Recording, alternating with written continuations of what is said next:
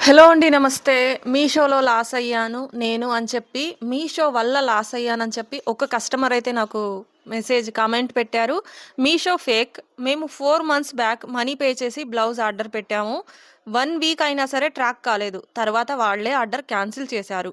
Money ముందే pay చేశాం కదా అని మేము కంప్లెయింట్ చేస్తే సండే హాలిడే అన్నారు. మనీ సెండ్ కాలేదు. మండే రోజు కూడా మనీ పడింది అని మెసేజ్ వచ్చింది. కానీ డబ్బులు మాత్రం పడలేదు. మళ్ళీ కస్టమర్ కేర్ వాళ్ళకి కాల్ చేస్తే మళ్ళీ 2 డేస్ టైం పెట్టారు. No money. ₹300 మాకు బొక్క. మంచిగా ఉండే వాళ్ళకి అలా చేస్తారు. మీలాంటి వాళ్ళకు మోసం చేసే వాళ్ళే కరెక్ట్ అన్నట్టుగా తను మెసేజ్ పెట్టారు. ఇలా అర్థం వచ్చేలాగా మెసేజ్ పెట్టారు. ఆ కామెంట్ అక్కడ ప్లే చేస్తాను చూడండి. చాలామంది సేలర్స్ కస్టమర్స్ వల్ల నష్టపోతున్నారండి. చాలామంది ఒకరు ఇద్దరు అన్నట్టు కాదు. కొత్తగా వ్యాపారం చేయాలి, ఇంట్లో ఖాళీగా ఉన్నాం కదా అని చెప్పి కొంచెం తెలిసి తెలియకుండా వచ్చేసిన వాళ్ళు చాలామంది లాస్ అయ్యారు. తెలిసి తెలియకుండా వచ్చినంత మాత్రాన కస్టమర్ వీళ్ళని లాస్ చేయాల్సిన పనైతే లేదు కదా! వాళ్ళ ప్రోడక్ట్ తీసేసుకొని ఆ ప్లేస్‌లో పాత ప్రోడక్ట్ పెట్టి వీళ్ళకు మళ్ళీ సేలర్స్‌కి ఒక ప్రోడక్ట్ మీషో నుంచి, ఫ్లిప్‌కార్ట్ నుంచి ఎక్కడైనా సరే రిటర్న్ వస్తే రూ. 190 అనేది సేలర్స్ పే చేయాల్సుంటుంది. అది చాలామందికి తెలీదు. ఇష్టం ఉన్నా, ఇష్టం లేకపోయినా, ఇంట్రెస్ట్ ఉండి లేదా టైం పాస్ కాకనో చాలామంది ఆర్డర్‌లు పెట్టుకుంటారు. వాటిని చూసి రిటర్న్ పెట్టేస్తారు. కొంతమంది చూసి రిటర్న్ పెట్టకుండగా ఆ ప్రోడక్ట్ తీసేసుకొని వాళ్ళ దగ్గరున్న పాత ప్రోడక్ట్ ఏదో ఒకటి పెట్టి పంపిస్తూ ఉంటారు. దీనివల్ల శారీస్ లేదా మిగతా వస్తువులు లాస్. ఈ ప్రోడక్ట్ ఎంత పెట్టి కొనింటారో సేలర్స్ ఇది లాస్. అలాగే ఇది రిటర్న్ వచ్చినందుకు రూ. 190 వాళ్ళకి పైగా ఎదురు ఛార్జ్ పడుతుంది. చాలామంది కస్టమర్స్ వల్ల లాస్ అయ్యారండి. కస్టమర్స్ వల్ల సేలర్స్ లాస్ అయ్యారు చాలామంది. కానీ కస్టమర్స్ ఎక్కడో ఒక చోట మాత్రమే లాస్ అయినట్టు నేను వింటూ ఉంటాను అప్పుడప్పుడు. రెగ్యులర్‌గా జరిగేదైతే సేలర్స్ లాస్ అవుతున్నారు. మీకు నేను ఏమీ చెప్పలేను. అది మీషో టెక్నికల్ ఇష్యూ వల్ల ఏదైనా మీకు మనీ రాకుండా ఉండడం అనేది జరిగుంటుంది. అంతేకానీ కావాలని మిమ్మల్ని లాస్ చేయాలి అని చెప్పి మీషో వాళ్ళైతే మీకు డబ్బులు వేయకుండా లేరు. దీనికి సేలర్స్‌కి ఎలాంటి సంబంధం ఉండదు. ఒక సేలర్ నేను మీషో సేలర్‌ని కదా! ఈ ప్రోడక్ట్‌ని మీ దాకా కస్టమర్స్ దాకా పంపించినప్పుడు 8దో రోజు నాకు డబ్బులు పడుతుంది. అంతదాకా మీషో వాళ్ళ దగ్గరే ఆ మనీ అనేది ఉంటుంది. మీషో కంపెనీ దగ్గరే ఆ డబ్బులనేవి ఉంటాయి. వెంటనే మీరు ప్రోడక్ట్ శారీ తీసుకోంగానే డబ్బులు పే చేస్తారు. కానీ మా దాకా అవి రావు. 8 రోజులయ్యాక వస్తుంది. రిటర్న్ టైం అయిపోవాలి. అప్పుడే వస్తుంది. మీరు మమ్మల్ని అనుకుంటున్నారు. మీలాంటి వాళ్ళకి ఇలాంటివి కరెక్టే అన్నట్టుగా అలా అర్థం వచ్చేలాగా నాకు అనిపించింది. మీరు లాస్ అయ్యారు. దానికి నాకు బాధగా ఉంది. 300 లాస్ అయ్యారు. కానీ 30,000 లాస్ అయ్యాము కస్టమర్స్ వల్ల అని కామెంట్లు పెట్టేవాళ్ళు కూడా చాలామంది ఉన్నారు. చూసుకోండి. అవతలోళ్ళ వస్తువులు మనం ఫ్రీగా మోసం చేసి తీసుకోవడం ద్వారా మనమేం బాగుపడం అసలు. మంచిగా కూడా అనిపించదు. ప్రశాంతంగా ఉంటుందా? అవతలోళ్ళ వస్తువుల్ని మనం తీసేసుకొని, దొంగతనంగా వాడేసుకొని ఏం ప్రశాంతత ఉంటుందండి. కష్టపడి రూ. 10 సంపాదించుకున్నా చాలు అనుకునే వాళ్ళు చాలామంది ఉన్నారు. అలాంటి వాళ్ళ మధ్య ఇలా తులసి వనంలో గంజాయి మొక్క అంటారు కదా! అలాగన్నమాట. గంజాయి మొక్కలు ఎక్కడో ఒక చోట కొన్ని చోట్ల ఉండనే ఉంటాయి. అది. సిస్టర్, బ్రాండ్ కవర్స్ బై చేయాలి అంటే ఎలా కొనాలి? ఎంత మొత్తంలో కొనాలి అని అడుగుతున్నారు. బ్రాండ్ కవర్స్ కొనాలంటే మాత్రం 500 కవర్ల నుంచి ఇస్తున్నారండి. 100 కవర్లు కూడా ఇస్తున్నారంట. కొంచెం చూసుకోండి. దానికి అకౌంట్ క్రియేట్ చేసుకోవాలి. మీషో సేలర్ యాప్ ఓపెన్ చేయగానే ఒక రెడ్ కలర్‌లో పేరాగ్రాఫ్ కనిపిస్తుంది. దాన్ని క్లిక్ చేయండి. అక్కడ క్లిక్ చేస్తే అన్ని డీటెయిల్స్ ఉంటాయి. యువతల రైట్ సైడ్ ఆ పేరాగ్రాఫ్‌ని క్లిక్ చేశాక రైట్ సైడ్ మై అకౌంట్ అని ఉంటుంది. అందులో మీ ఫోన్ నెంబర్ ఇచ్చి పాస్వర్డ్ ఇచ్చి లాగిన్ అవ్వండి. అదేనండి అకౌంట్ క్రియేట్ చేయడం అయితే. లాగిన్ అయ్యాక ఒకవేళ పాస్వర్డ్ మర్చిపోయి ఉంటే ఓటీపీతో లాగిన్ అవ్వండి. లాగిన్ అయ్యాక మీ డీటెయిల్స్ మొత్తం అక్కడ ఇవ్వాల్సి ఉంటుంది. ఏ ఏరియా, ఏంటి, ఎలా అని చెప్పి ఆ బ్రాండెడ్ కవర్స్ ఎక్కడికి రావాలి అని చెప్పి వాళ్ళు డీటెయిల్స్ అడుగుతారు. ఏం ప్రమాదం లేదు. అక్కడ డీటెయిల్స్ ఇవ్వండి. డీటెయిల్స్ ఇచ్చాక జిఎస్టీతో చేసుకున్న వాళ్ళకైతే 100 కవర్స్ నుంచి ఇస్తున్నారంటండి. జిఎస్టీ లేకుండా ఎన్రాల్మెంట్ ఐడితో చేసుకున్న వాళ్ళకి 500 కవర్స్ ఏమో ఉన్నట్టున్నాయి. కొన్ని కంపెనీ వాళ్ళు 100 కవర్లు కూడా ఇస్తున్నారంట, చూసుకోండి. ఒకటి వచ్చేసి మనకు ₹2 ఏమో పడుతుందండి ప్రైస్. 500 కవర్లకి 350 పడింది నాకైతే, చూసుకోండి దాన్ని బట్టి. అక్క, మీషోలో ఫెస్టివల్కి లీవ్ పెడదాం అనుకున్నాను. లీవ్లో ఉన్నప్పుడు మనకు పడే పేమెంట్ ఆపేస్తారా, లేకపోతే మనకు పడే అమౌంట్ క్లియర్ చేస్తారా కొంచెం చెప్పండి అని అడుగుతున్నారు. మీకు సమాధానం రిప్లై కూడా ఇచ్చాను నేను. లేదండి, మన మనీ ఎక్కడికి పోదు. మీషో యాప్ ఓపెన్ కాకపోయినా సరే టైంకి, ఏ టైం అయితే మనీ షెడ్యూల్ అయి ఉందో ఆ టైంకి మన అకౌంట్లో 3:00 పడిపోతుంది. మధ్యాహ్నం 3 గంటలకి మన మనీ వచ్చేస్తుంది. యాప్ ఓపెన్ అవ్వకుండా సతాయిస్తూ ఉంటుంది కదా ఒక్కొక్కసారి. 2 డేస్ కూడా ఒక్కొక్కసారి మీషో సేలర్ యాప్ ఓపెన్ అవ్వదు.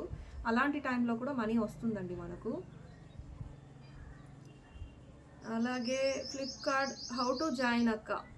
ఫ్లిప్కార్ట్లో ఎలా జాయిన్ అవ్వాలి అని అడుగుతున్నారు. రెగ్యులర్ జిఎస్టీ ఉండాలండి. రెగ్యులర్ జిఎస్టీ ఉంటే మనం ఫ్లిప్కార్ట్లో కానీ అలాగే అమెజాన్లో కానీ మనం అప్లోడ్ చేయొచ్చు. రెగ్యులర్ జిఎస్టీ ఉండాలి. కాంపోజిషన్ జిఎస్టీతో జాయిన్ అవ్వచ్చా అని కూడా అడిగారు. కాంపోజిషన్ జిఎస్టీతో మనం జాయిన్ అవ్వలేము. కాంపోజిషన్ జిఎస్టీ అంటే ఏంటి అంటే, మనం సరుకు అనేది, ఇప్పుడు శారీస్ కానీ మీ ప్రోడక్ట్ ఏదైనా సరే ఎక్కడైనా కొనొచ్చు కాంపోజిషన్ జిఎస్టీతో. ఇండియాలో ఎక్కడైనా కొనొచ్చు. అలాగే నాది ఆంధ్రప్రదేశ్ కదా, నేను తెచ్చుకొని ఆంధ్రప్రదేశ్లో మాత్రమే సేల్ చేసుకోవాలి కాంపోజిషన్ జిఎస్టీతో. అలాగే రెగ్యులర్ జిఎస్టీ అయితే ఎక్కడైనా కొనండి, ఇండియాలో ఎక్కడైనా సేల్ చేయండి. ఇదే అండి దానికి కాంపోజిషన్కి రెగ్యులర్కి ఉండే తేడా. కాంపోజిషన్కి ఎక్కడైనా కొనొచ్చు, మనమున్న స్టేట్లో మాత్రమే సేల్ చేసుకోవాలి. రెగ్యులర్ జిఎస్టీ అంటే ఎక్కడైనా సరే కొనొచ్చు, ఎక్కడైనా సరే సేల్ చేసుకోవచ్చు. కాబట్టి ఫ్లిప్కార్ట్, అమెజాన్ రెగ్యులర్ జిఎస్టీని మాత్రమే తీసుకుంటుందండి. మాది పల్లెటూరు, ఇక్కడ నుండి మీషో సేల్ చేయొచ్చాక రిజిస్టర్ అవ్వడం లేదు. పల్లెటూరుకి దాదాపుగా మీషో రాదండి. మీషో సేలర్ అకౌంట్ మనం క్రియేట్ చేయలేము. అలాగే ఎన్రాల్మెంట్ ఐడి కూడా క్రియేట్ అవ్వదు. ఎందుకంటే మనకు దగ్గరలో ఉండాలి. 5 లేదా 10 కిలోమీటర్ల దూరంలో మీషో ఆఫీస్ ఉంటే. మీషో ఆఫీస్ అంటే ఈకామ్ ఎక్స్ప్రెస్ కానీ, డెలివరీ కానీ, ఎక్స్ప్రెస్ బీస్ కానీ, ఇవి 3 కూడా మనకు 10 కిలోమీటర్ల దూరంలో, మినిమం 10, మ్యాక్సిమం 15 కిలోమీటర్ల దూరంలో ఉంటేనే వాళ్ళు మనకు అకౌంట్ అనేది క్రియేట్ చేసుకునేలాగా వీలు కల్పిస్తారు. లేకపోతే మనం ఎంత ప్రయత్నం చేసినా అకౌంట్ క్రియేట్ అవ్వదు. అకౌంట్ ఒకవేళ క్రియేట్ అయినా సరే మన ప్రోడక్ట్స్ తీసుకోవడానికి మన దగ్గరికి అయితే రారండి వాళ్ళు. కొంచెం చూసుకోండి, మీషో ఆఫీస్ ఎక్కడెక్కడ ఉంది అనేది చూసుకొని అకౌంట్ క్రియేట్ చేసుకునే ముందు ఇది చూసుకోవాలి. చాలామంది ఇదే ఇబ్బంది పడుతున్నారు. అకౌంట్ క్రియేట్ చేసుకొని శారీస్ తెచ్చేసుకొని మిగతా ప్రోడక్ట్స్ తెచ్చుకొని ఆ తర్వాత డెలివరీ బాయ్స్ రావట్లేదని ఇబ్బంది పడుతున్నారు. ముందైతే ఒక 15 కిలోమీటర్ దూరంలో మీకు మీషో ఆఫీస్ ఎక్కడైనా ఉందా కనుక్కోండి. చాలా డౌట్స్ ఉన్నాయి మీషో గురించి, మీ నెంబర్ చెప్పండి ప్లీజ్ అని అడుగుతున్నారు. మిగతా వీడియోస్లో, శారీస్కి సంబంధించిన వీడియోస్లో నా నెంబర్ ఉంటుందండి. కాల్ చేయకండి, మెసేజ్ చేయండి, నేను చూసుకొని రిప్లై ఇస్తాను. మీరు ఈరోజు పొద్దున్న మెసేజ్ చేశారంటే సాయంత్రం లోపు ఖచ్చితంగా రిప్లై అయితే ఇస్తాను. మళ్ళీ అస్సలే రిప్లై రాలేదు, మెసేజ్ చూశాను కానీ రిప్లై రాలేదు అంటే మీ క్వశ్చన్ అక్కడ నాకు అర్థం కాలేదనో, లేకపోతే ఆల్రెడీ ఆ క్వశ్చన్కి చాలాసార్లు సమాధానం చెప్పాననో అర్థము. ఇప్పటికే చాలామంది క్వశ్చన్ల మీద క్వశ్చన్లు అడుగుతూనే ఉన్నారు. మీషోని అలాగే నన్ను వదిలేటట్టు లేరు. అక్కలు, చెల్లెళ్ళు, లేడీస్ అండి, లేడీస్ గురించి చెప్తున్నాను. చాలామంది మెసేజ్లు పెడుతూనే ఉన్నారు వాట్సాప్లో. చాలా వరకు సమాధానం ఇస్తున్నాను కానీ కాల్స్ చేస్తున్నారు. ప్లీజ్ కాల్ చేయకండి.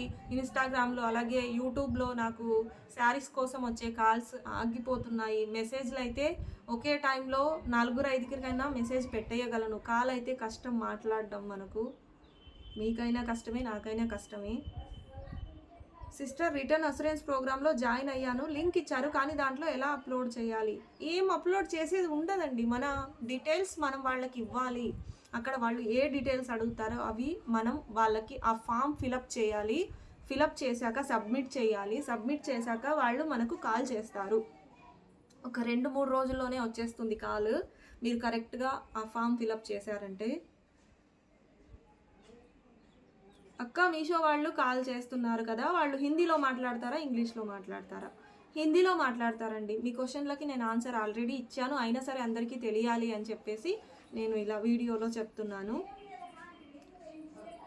సిస్టర్, మీరు ఇంతకు ముందు కూడా ఛార్జెస్ పడుతున్నాయని చెప్పారు ఇంతకు ముందు వీడియోలో. ఛార్జెస్ అంటే ఏ ఛార్జెస్ పడుతున్నాయని చెప్పానండి? ఏమీ ఛార్జెస్ ఎక్స్ట్రా ఏమీ పడదు. డెలివరీ ఛార్జెస్ మాత్రం కస్టమర్ రిటర్న్ అయితే మాత్రం మనకు పడుతుంది. అది రిటర్న్ అసూరెన్స్ ప్రోగ్రాంలో జాయిన్ అయితే పడదు. మీరు ఏ క్వశ్చన్ ఎందుకు అడిగారో ఇలా నాకు అర్థం కాలేదు. 3 అకౌంట్లు ఉన్నాయి కదా, ఒక్క అకౌంట్లో నాకు అసలు స్టార్టింగ్ నుంచి ఛార్జెస్ అనేది రిటర్న్ ఛార్జెస్ అనేది పడడం లేదు. 2 అకౌంట్లో పే చేసేదాన్ని. ఈ రిటర్న్ అసూరెన్స్ ప్రోగ్రామ్ నచ్చి ఇంకొక అకౌంట్ కూడా జాయిన్ అయ్యాను. కస్టమర్ రిటర్న్కి మాత్రమే జాయిన్ అయ్యాను. అందులో ఆర్టీఓ రిటర్న్కి నేను జాయిన్ అవ్వలేదు. ఒక మీషో అకౌంట్లో మాత్రం ఆర్టీఓ కస్టమర్ 2 జాయిన్ అయ్యాను. ఇంకొక అకౌంట్లో కస్టమర్ రిటర్న్ మాత్రమే జాయిన్ అయ్యాను. ఆర్టీఓ రిటర్న్కి జాయిన్ అవ్వలేదు. ఆర్టీఓ రిటర్న్స్ చాలా తక్కువ వస్తున్నాయని చెప్పి దానికి జాయిన్ అవ్వలేదండి. అందుకే నేను అలా మిగతా అకౌంట్లో అయితే రిటర్న్ ఛార్జెస్ పడుతున్నాయి కదండి, అందుకే చెప్పి ఉంటాను రిటర్న్ ఛార్జెస్ పడుతుంది అని. రిటర్న్ అసూరెన్స్ ప్రోగ్రాంలో నేను ఉన్నాను. నాకు కొన్ని అకౌంట్లో కట్ అవ్వవు, కొన్ని అకౌంట్లో కట్ అవుతాయి. Hi madam, pan card shop name మీద తీసుకోవాలా? జిఎస్టీ కూడా షాప్ నేమ్ మీద తీసుకోవాలా? కరెంట్ అకౌంట్ కూడా షాప్ నేమ్ మీదే తీసుకోవాలా? ప్లీజ్ రిప్లై ఇవ్వండి అని అడుగుతున్నారు. పాన్ కార్డ్ వచ్చేసి మీ ఒరిజినల్ నేమ్ ఏదైతే ఉందో దాని మీద తీసుకోవాలండి. పాన్ కార్డ్లో మీ ఒరిజినల్ నేమ్ ఎలా ఉంటుందో అలాగే ఉండాలి. ఆధార్లో అలాగే మీరు చదువుకొని ఉంటే ఆ సర్టిఫికెట్లో ఎలా ఉంటుందో అలా ఉండాలి పాన్ కార్డ్లో అనేది. అలాగే జిఎస్టీ షాప్ నేమ్ మీద తీసుకోవాలా అంటున్నారు. ఎస్ అండి, షాప్ నేమ్ మీదే జిఎస్టీ తీసుకోవాలి. కరెంట్ అకౌంట్ కూడా షాప్ నేమ్ మీద జిఎస్టీ అకౌంట్కి లింక్ అయినట్టు ఉండాలా అంటే ఈ క్వశ్చన్కి క్లారిటీగా చెప్తాను చూడండి. పాన్ కార్డ్లో మీ ఒరిజినల్ నేమ్ ఉండాలి. జిఎస్టీకి నేనేం పెట్టుకున్నానో చెప్తాను, మీకు అర్థమవుతుంది. జిఎస్టీకి నేనేం పెట్టుకున్నాను అంటే, నేనేం పెట్టాను జిఎస్టీకి, నేను మర్చిపోయాను చూడండి. జిఎస్టీకి నా నేమే పెట్టుకున్నానండి. నా నేమ్ పెట్టాను పీవీ ఫ్యాషన్ అని పెట్టానండి. సారీ, మర్చిపోయాను. పీవీ ఫ్యాషన్ అని పెట్టానండి నేను. పి అంటే పాండు అండి, వి అంటే విద్య. పాండు విద్య ఫ్యాషన్ అని పెట్టుకున్నాను. పాండు అంటే మా అన్నగాడు, అది అనమాట. నా జిఎస్టీ అకౌంట్ పీవీ ఫ్యాషన్. అలాగే నా అకౌంట్ కరెంట్ అకౌంట్ వచ్చి కూడా పీవీ ఫ్యాషనే ఉండాలి. పీవీ ఫ్యాషన్ అనే పేరుతోనే ఉండాలి. కాకపోతే నాకు కరెంట్ అకౌంట్ అవసరం లేదండి. నేను నార్మల్ కరూర్ వైశ్య బ్యాంక్ అయితే జిఎస్టీకి ఇచ్చాను. కరెంట్ అకౌంట్ ఎందుకు వాడాలి అంటే, నేను నార్మల్ అకౌంట్ సేవింగ్స్ అకౌంట్ నుంచి రోజుకి ఎంతో ఉంటుందండి మనం పంపించడము. ఒక రోజుకి 1 లక్ష మాత్రమే పంపిస్తాం కదా, మినిమం ఎంతో ఉంటుంది, దాన్ని మీరు చూసుకోండి, చెక్ చేసుకోండి. కరెంట్ అకౌంట్ అనుకోండి, మనం ఎంతైనా ట్రాన్సాక్షన్ చేయొచ్చు, ఎంతైనా మనకు రావచ్చు. కరెంట్ అకౌంట్ అనేది లిమిట్లెస్ అండి మనం మనీ అవతల వాళ్ళకి పంపించడంలో. మా ఆయనకు కరెంట్ అకౌంట్ ఉంది, ఆయన వ్యాపారం పెద్దది కదా, నా వ్యాపారం చిన్నది కదా, నాకు కరెంట్ అకౌంట్ అవసరం లేదు అనిపించింది. ఎవరికి లక్షలు ట్రాన్సాక్షన్ అయితే నాది ఉండదు కదా, అందుకే నార్మల్ సేవింగ్స్ అకౌంట్ ఇచ్చాను. మీకు ఎక్కువ వ్యాపారం జరుగుతుంది, అవతల వాళ్ళకి ఎక్కువ మనీ సెండ్ చేయాలి అన్నప్పుడు మాత్రమే కరెంట్ అకౌంట్ తీసుకోండి. లేదు నార్మల్ లక్షలోపు ఉంది అనుకున్నప్పుడు నార్మల్ అకౌంట్ తీసుకోండి. కరెంట్ అకౌంట్లో ఫోన్పేలో అవతల వాళ్ళకి పంపించాలంటే ఎవరైనా సరే, ఎవరి ఫోన్పే అయినా సరే 1 లక్ష సెండ్ చేయగలం కదా మనము. కానీ అలా కాదు, మా ఆయన అకౌంట్లో 10 లక్షలైనా ఒక 10 నిమిషాల్లో సెండ్ చేసేయగలమండి. 1 మినిట్ అంటే 10 నిమిషాలు కూడా పట్టదు కదా, 10 లక్షలైనా అవతల వాళ్ళకి పంపించేయచ్చు. కరెంట్ అకౌంట్, సేవింగ్స్ అకౌంట్ అంటే 1 లక్ష రూపాయలు.